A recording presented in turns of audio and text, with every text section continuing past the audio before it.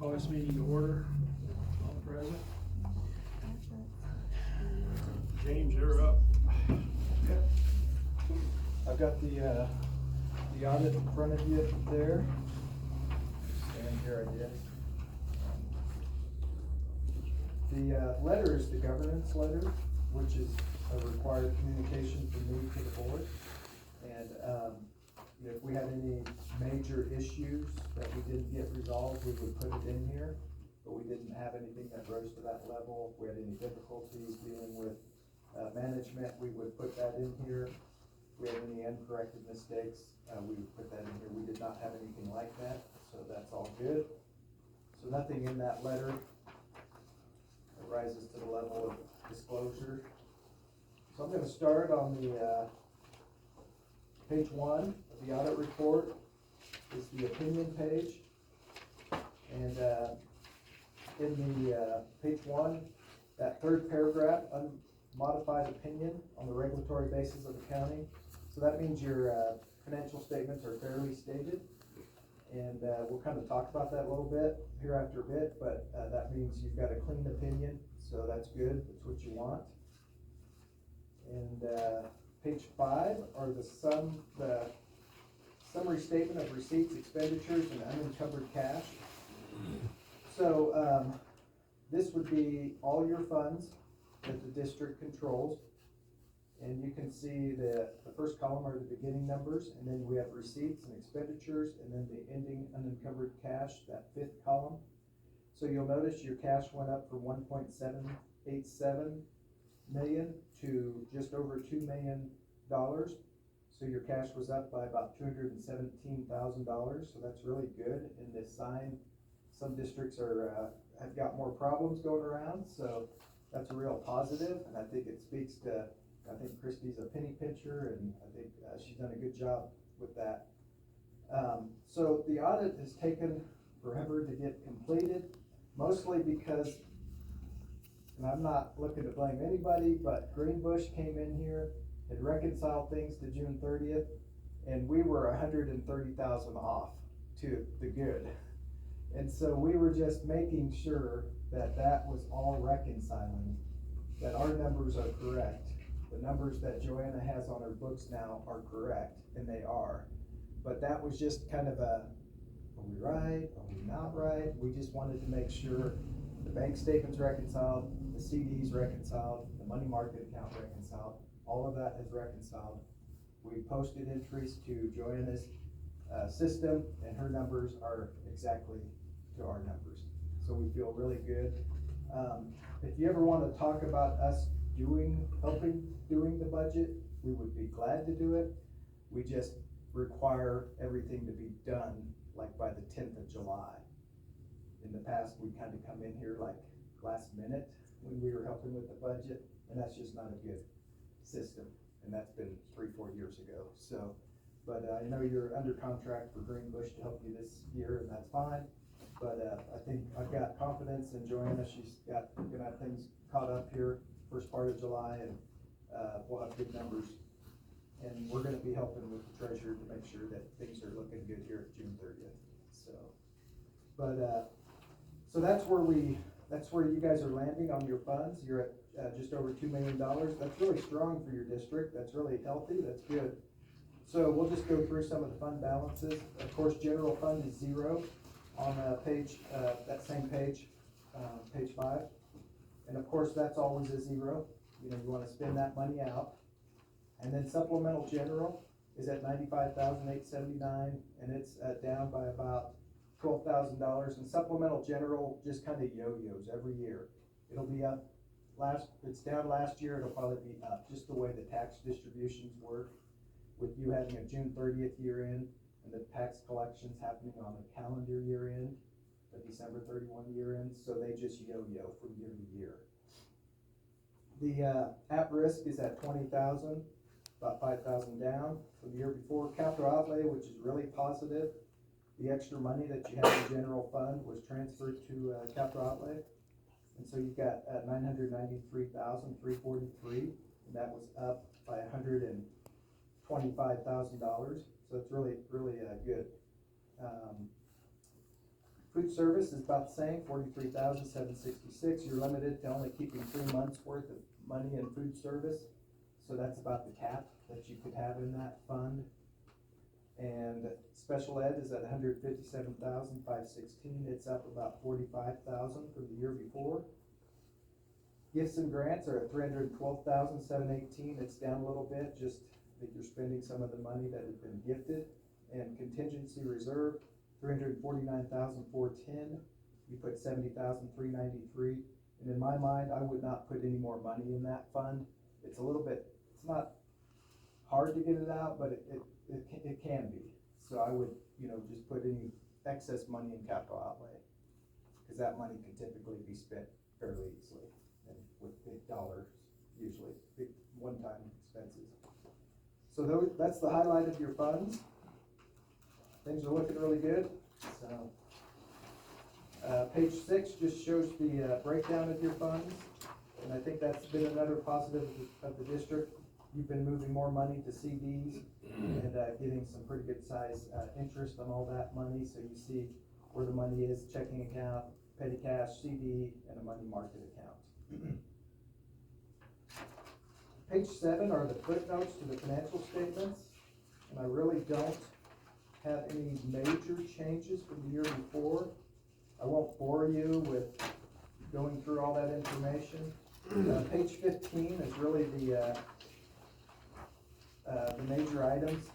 So, it doesn't hurt my feelings, but really the only reason somebody's gonna pick this up is to look at note 9, and they're gonna say, have you violated any Kansas statutes? And we have to review about 50 to 60 different Kansas statutes to make sure that you're not in violation, like overspending your budget, or having negative cash balances in different funds, or even to the extent of buying from the industry of the blind. So there's just a lot of different statutes that you have to follow, and we had no compliance matters. And so I think that's, again, kudos to to Joanna and Christy. And then that's about it on footnotes. You have no debt on page 16. I guess that's changed this year, right, with your lease purchase. So we'll have a lease purchase to put in. Page 19 shows this schedule just compares what you spent to what you budgeted. And the main thing you want to see is in that last column, you want negative numbers. So you want to show that you didn't overspend any budgets in any of those funds, and you did not. So that's good. Now we have the detail of all your funds, and I won't go through every fund, but I'll hit the couple major ones. General fund is total receipts were just about the same as the year before. It was down about $3,000, and that's in general state aid. So as most of you probably know, the general fund is funded by 20 mills, plus the state makes up the difference based off your student count. So I don't like it that they call that general state aid. It used to be the money got collected at Wallace County, and then the treasurer at Wallace County would send the money to the clerk of the Wallace County School Districts, and there would be a line that would show ad valorem tax, and then the rest would show what the state funded. But now the Wallace County treasurer sends all the money to Topeka, and then they send it back to you, and they call it state aid, even though 20 mills of that is local property tax money. So expenditures are broken down by department. You can see instruction, general admin, no major changes, and then you see the transfers to the special funds, and in particular you see that capital outlay of $104,279 and the contingency reserve transfer. Then page 21, you see a zero balance, like you want to see. You want that to be zero at the end of the year. Anything that's sitting in that fund, you've got to pay back. The supplemental general fund on page 22, and it's all financed by, in your case, in your district, it's financed by property tax, local money. There is some schools that get state aid, and that's kind of based off of your assessed valuation. They make it up for poor schools, and, so schools that have a lower valuation per student, they, get state aid, but you guys do not. So about $13,000 more in gross receipts and property tax money. And then you can see the expenditures by department. And then you can see the yo-yo effect of the fund balance kind of going up and down the last couple of years, ending at $95,879. Okay, now I'm gonna flip over to capital outlay on page 25. You'll see, total receipts of $316,751. You're up by about $40,000. And then you can see your expenditures, breakdown. And your ending cash balance, $993,343. You can see just, 2 years before that, you were at $770,000, so you've raised your capital outlay by $223,000.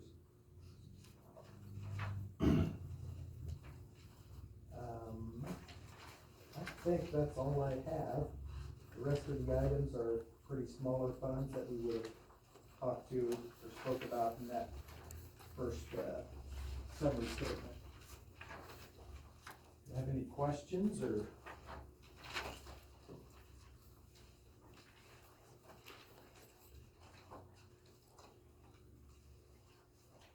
So in your opinion, we're in pretty good shape then? You're in really good shape, yeah. A lot of districts would like to be in the cash balances that you guys have, so that's really positive. Where would you recommend learning more about school budgets? They do a class actually out here, annually. There'll be one in Oakley. About, Joanna should have those dates. I think it's about the 20th of the month. June, yeah. June 17th. Yeah, that would really be, if you went to that morning session, you would learn a lot about school budgets. The afternoon session is kind of the nuts and bolts, how you post everything into the program. Okay. But if you went from 9:30 to noon, and it's open to school board members. Okay.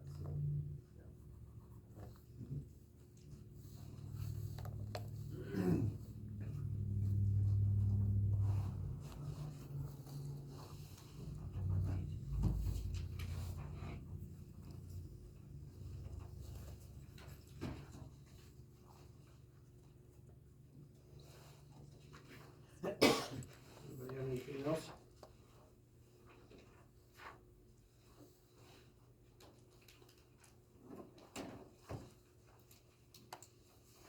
Thank you. Good, thank you. Thanks, Jen. Thank you, Jen.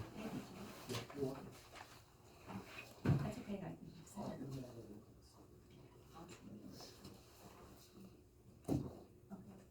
Thank you, appreciate it.